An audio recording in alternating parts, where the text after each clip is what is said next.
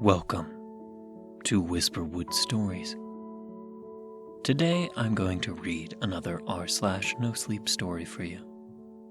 This time from user Majestic Blood. Let's begin.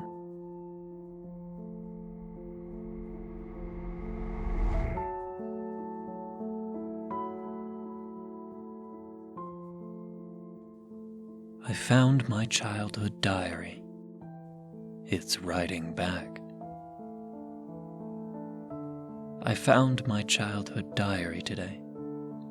It was buried in a box of old clothes and forgotten toys, tucked away in the attic like it had been waiting for me. The cover was faded pink, the edges curled from time, and my name was still there, in glittery gel pen, half rubbed off, but unmistakably mine. I hadn't seen it in over 15 years. Sitting cross-legged on the attic floor, I flipped through the pages, smiling at the messy handwriting, the pointless childhood drama, the secrets I thought were so important back then. It was like reading a letter from a past version of myself, until I reached the last page I remembered writing, and saw there was more. A new entry, written in someone else's handwriting. Hello again, Alice. I froze. The ink looked fresh. The date at the top was today. My stomach knotted. I flipped back through the previous pages, trying to make sense of it. Maybe I had written it and forgotten. Maybe my mom or a friend had found the diary and thought it'd be funny to mess with me. But no one had been up here. I was sure of it. Still, I closed the diary and laughed to myself. I was just being ridiculous. It was probably an old note I'd written in a different pen, and my brain was playing tricks on me. I set the book aside and started sorting through the rest of the box. Then, just to prove to myself how stupid I was being, I flipped the diary open again. Another new line had appeared. You shouldn't have done that. My breath caught in my throat. I hadn't imagined it. The ink was still drying. I stared at the words, heartbeat hammering against my ribs. My hands shook as I turned the page. You remember me, don't you?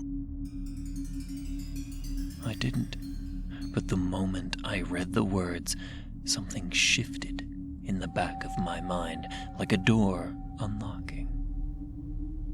Flashes of memory hit me. Sitting on my bed, pen in hand, whispering as I wrote in this very book. Asking questions, waiting for responses. I remembered something answering. I had forgotten. Or maybe I had been made to forget. Pages flipped under my fingers, frantic, past old memories, past childish scrawl, past the place where I should have stopped writing until I reached the final page. I sucked in a breath. The ink was still forming. I'm coming up the stairs. The house was silent. Then I heard it.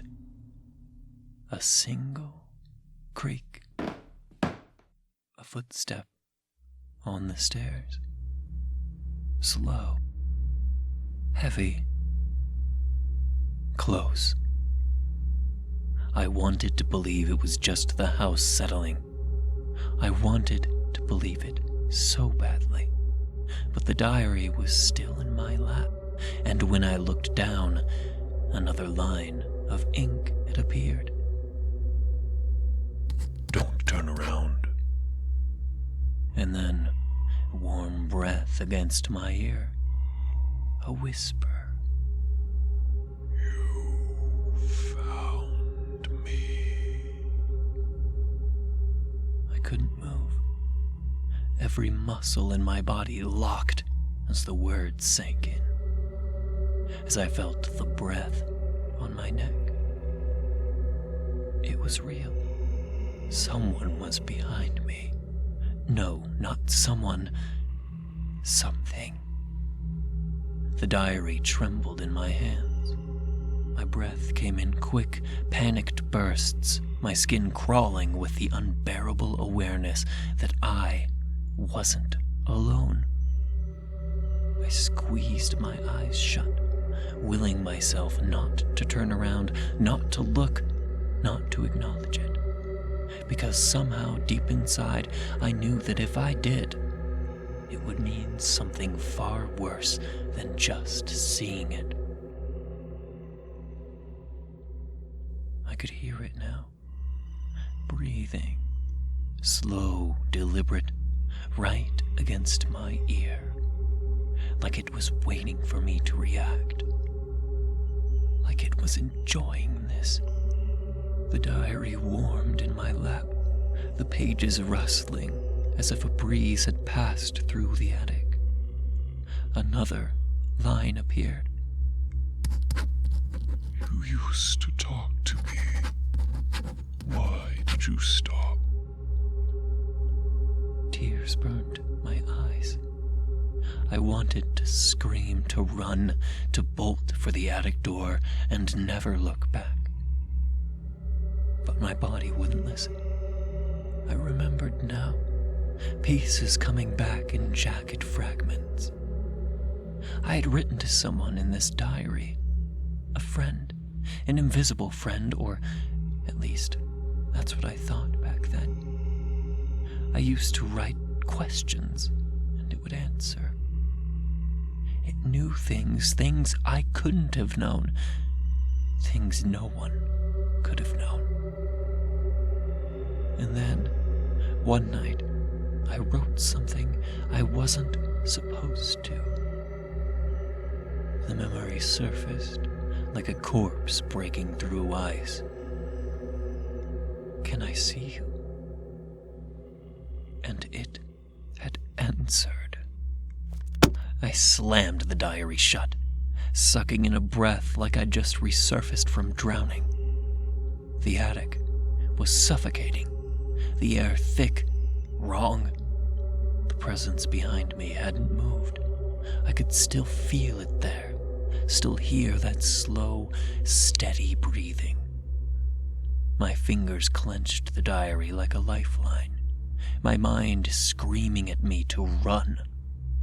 But I knew, the moment I stood up, it would act. The pages of the diary floated open again. The ink was forming on its own.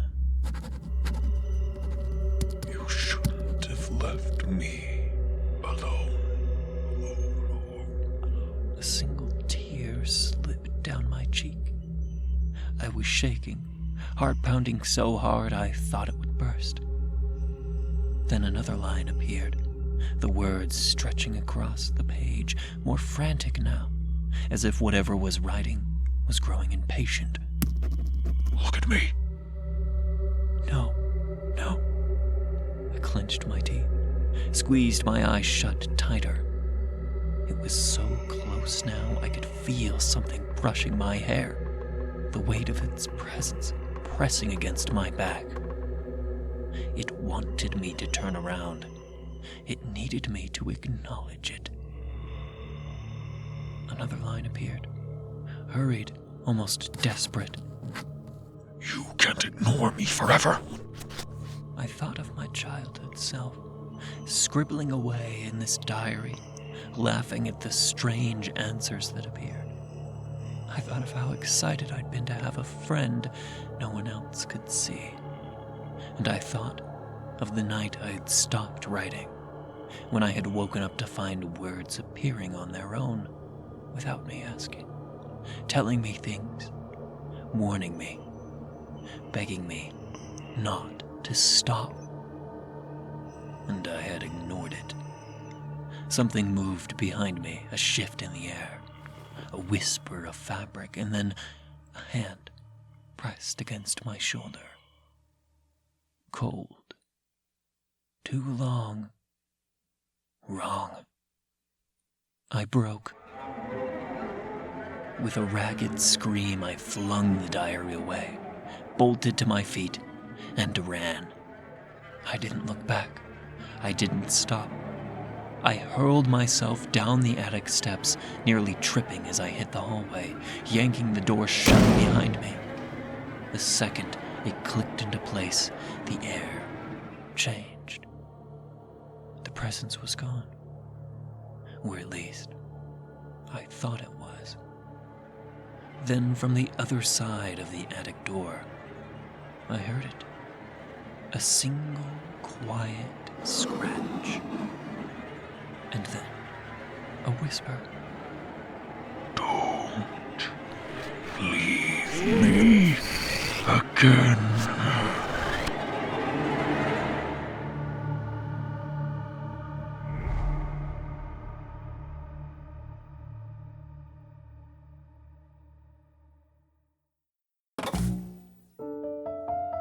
Thank you for listening to Whisperwood Stories. If you enjoyed, don't forget to comment, like, and subscribe down below. Do you have a story that you'd like me to read here? Consider commenting or sending it to whisperwoodsubmissions@gmail.com. The story in this video was read with the author's permission. Thank you again for listening, and be sure to check out the original Reddit post. Want to support me? Check the link below where you can leave a tip if you wish. And remember, don't let the shadows get too close.